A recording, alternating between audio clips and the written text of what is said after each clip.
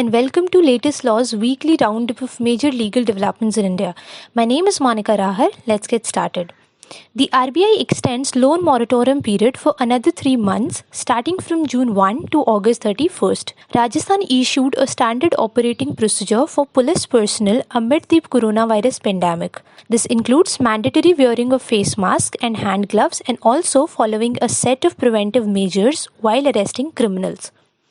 The Allahabad High Court disposed of a PIL seeking the opening of mosques in Uttar Pradesh for offering namaz on Eid for an hour, saying that the petitioner must first approach the state government in this regard. FIR registered against Congress President Sonia Gandhi in Karnataka over her tweet on PM CARES Fund. CAA threatens Assamese culture and identity, claims law students organization who filed a plea in the Supreme Court.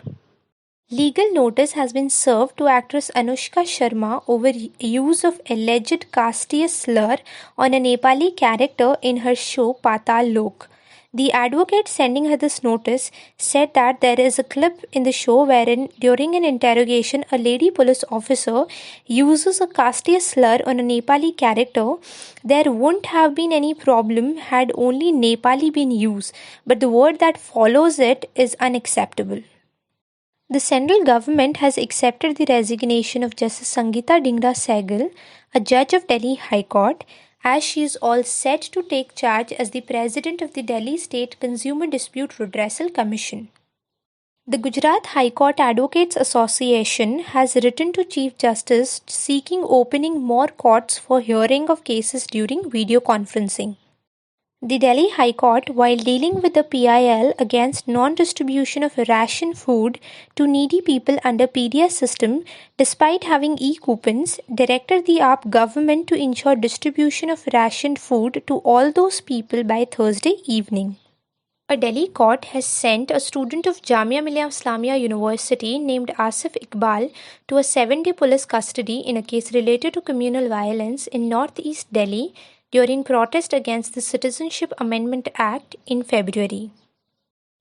The Delhi High Court has ordered the Delhi police to pay a compensation of Rs 75 lakh to a youth who is in severe state after being met with an accident due to the chained barricades which were kept on a road in Delhi. The Delhi High Court has also imposed a cost of Rs 5 lakh on multiplex operator INOX Limited for indulging in judicial adventurism by filing a suit against PVR Limited seeking to restrain it from interfering in its existing and future land contracts. The Honorable Apex Court has held in the case of Kavita Kanwar versus Mrs. Pamela Mehta and others that a will cannot be viewed as a suspicion only because the beneficiaries played an active role in its execution. In the case of Anil Mittal versus State, the Delhi High Court has ordered release of a prisoner being illegally detained by the police as no production warrant was pending against him on the date he was granted bail. Raising security and privacy concerns, a PIL in the Supreme Court has sought a direction to the centre to ban Zoom app for both government and private use. The Honorable High Court of Uttarakhand has asked the state government to quarantine migrants from red zones at the state border for a week in order to stop the spread of coronavirus. The Bar Council of India has decided to consult advocates from Supreme Court, all high courts and district courts to collect opinion on the resumption of regular court hearings as the use of technology for limited functioning of the courts due to the lockdown seems to have posed threat to the integrity and dignity of the legal profession and has led to creating disparities. Honorable Delhi High Court has asked the state government to send out proper communication in form of SMSs to migrant workers who are yet to avail the financial aid of Rs 5,000 being given to them by the authorities. The court also said that those workers whose registration has lapsed will also be entitled to avail themselves of this financial aid if they renew their membership. Justice B.V. Nagaratna, Judge Karnataka High Court, may figure in the list of possible appointments to the Honorable Supreme Court, a legal luminary told ET. If this speculation turns into a reality, Honorable Justice could become the first woman Chief Justice of India in 2027.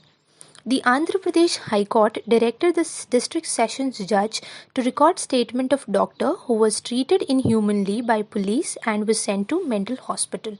Delhi High Court has sought response of the government in a plea seeking alternative mechanism for students with visual or auditory impairment to help them cope with online classes being conducted by educational institutions due to the COVID-19 pandemic. The state of Uttar Pradesh was directed by the court to start online weekly passes for advocates who are residing in UP but are working in Delhi on the same pattern as the state of Haryana did. That's all we have for this week. Thank you very much for being with us. We hope this was a productive session for all of you. We'll soon be back with major legal developments in India for next week. Until then, stay tuned and take care of yourselves.